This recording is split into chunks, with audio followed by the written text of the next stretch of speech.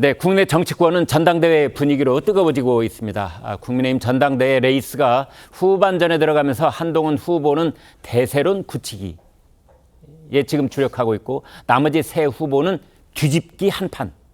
이제 여기에 총력을 기울이고 있습니다. 나경원 후보가 한동훈 후보와 뜨거운 설전을 벌였는데요. 먼저 보시겠습니다.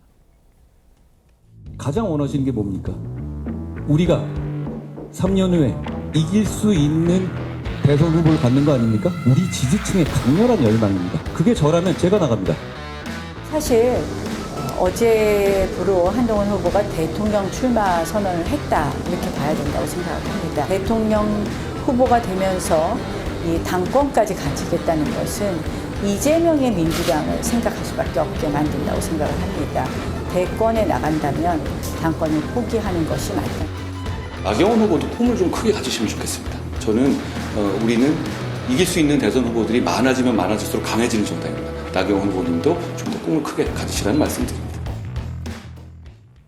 네, 오늘이 이번 주 월요일, 국민의힘 전당대회가 다음 주 화요일 그렇게 되어 있습니다. 모바일 투표는 이번 주 주말부터 이제 시작이 됩니다. 그래서 일주일도 못 남았다라고도 말할 수가 있는데 이제 결승점만 앞둔 상태입니다. 국민의힘 전당대회 갈수록 치열해지고 있습니다.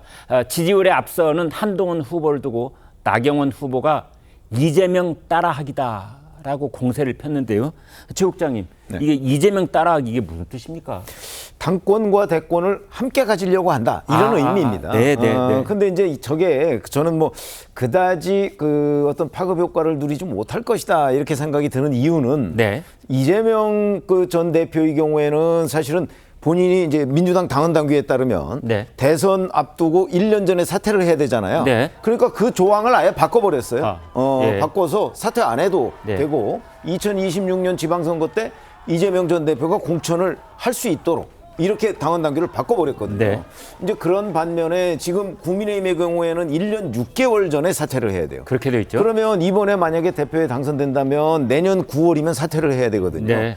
근데 만약에 한동훈 후보가 당선이 된다고 했을 경우에도 그 조항을 바꾸지는 않잖아요. 못 바꾸겠죠. 그런 네. 점에서 보면 이거는 당헌 당규에 따른 뭐 한동훈식 그 대응 뭐 이런 거고요. 네. 이재명 전 대표는 당헌 당규를 바꿔서라도 본인이 공천을 할 수 있도록 하겠다 이거기 때문에 네. 저런 그 나경원 후보의 주장이 저는 그 당원들한테 또는 선거인들한테 이렇게 금방 그 피부에 와닿는 정도로 느낌을 주지는 않을 것이다. 다만 그 이번에 이제 그 대표가 되면 1년 정도밖에 더 하겠느냐. 네. 그러니까 당권과 대권을 분리하려는 이 그 국민의힘의 오랜 그 어떤 정신. 네. 그건 뭐 민주당도 마찬가지지만 네. 뭐 그런 쪽에 일관되게 그 우리가 호응을 하려면 당권 대권은 분리해야 되는 것 아니냐. 네. 아마 이 부분에는 공감하는 분이 좀 계실 텐데 이재명 따라하기라는 부분에는 아마 그다지 공감도가 낮을 것이다 이렇게 생각합니다. 네, 그래서 국민의힘 당권 후보들은 이제 이런저런 토론 또는 지지자들을 만났을 때의 말 한마디 한마디를 고를 때 반향이 있을 것인지 어필할 수 있을 것인지 이런 점들을 면밀하게 연구하는 것이 필요해 보입니다. 원희룡 후보는 상향식 공천을 도입해서 듣보잡 사천을 없애겠다.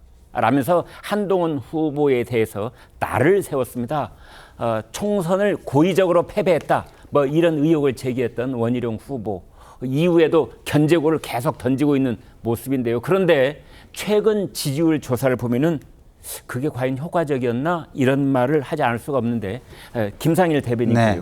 그러니까 원희룡 후보의 몇 차례에 걸친 이런저런 이 견제구가 그닥 뭐 결과적으로는 뭐 효과가 없었던 것 아니냐 이런 분석이 있어요. 본인은 견제구라고 던졌는데 예. 결과는 자책골로 나타난 거죠. 네. 그래서 굉장히 좀 전략을 수정할 필요가 있지 않을까 이런 생각이 드는 게 일단 원희룡 후보에 대한 신뢰가 없습니다.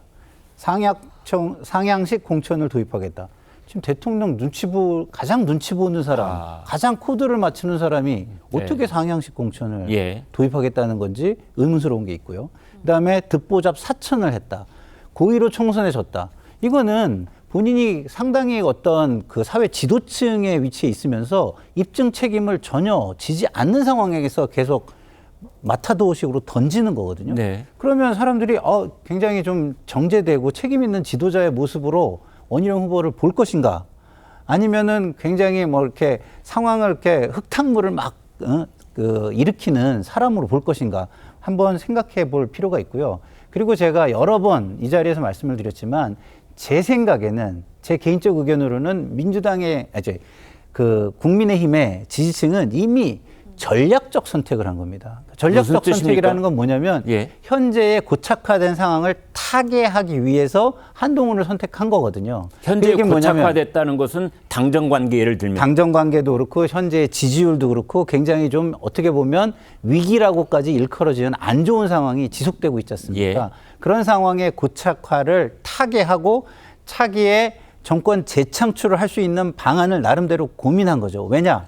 대통령하고 한동훈 후보의 관계가 안 좋다는 걸 알면서 한동훈을 선택한 거 아닙니까? 네. 그거는 대통령을 거부했다기보다는 미래를 위해서 고육지책이 됐던 아니면 살을 깎는 아픔이 됐던 전략적 선택을 이미 했다. 근데 그 전략적이란 말이 쉽게 상황에 의해서 흔들리겠습니까? 이게 사고의 결과인데. 그래서 저는 처음부터 이 자리에서 이거는 전략적 선택의 결과이기 때문에 크게 흔들리지 않을 것이다. 이렇게 얘기를 했기 때문에 원희룡 후보는 이 전략적 선택에 만족시켜줄 만한 대안을 내놓지 않는 한 대세는 흔들기는 어렵다. 저는 이렇게 생각합니다. 자, 전당대회까지 이제 며칠 안 남았는데요. 네.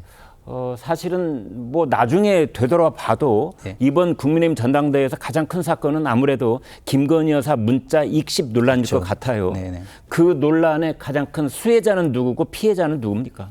가장 큰 수혜자는 지금 한동훈 후보가 됐죠. 오히려? 왜냐하면, 예. 왜냐하면 기본적으로 시기가 왜 시기냐, 이 시기냐라는 의구심이 너무 컸고요. 예. 그건 무슨 얘기냐면 이 시기에 이런 걸 던지는 건 좀 페어하지 못하다. 진흙탕 싸움으로 몰고 가는 것이다. 네. 이런 느낌이 훨씬 큰 것이 되지 않았나 이런 생각이 예. 유권자들한테 많이 들고 있다는 생각이 듭니다. 예. 그러면 그거에 반사적으로 악영하는 당연히 누구에게 가겠습니까? 피해자는? 그렇죠. 이거를 고의로 했을 법한 왜 이 시기에 이걸 했느냐라는 거에 주체로 의심받을 법한 왜냐하면 그 후보가 주체가 누군지는 아직 모르니까. 아직은 모르지만 예. 의심을 받을 법한 후보가 가장 피해를 보고 있는 것이다 이렇게 생각이 듭니다.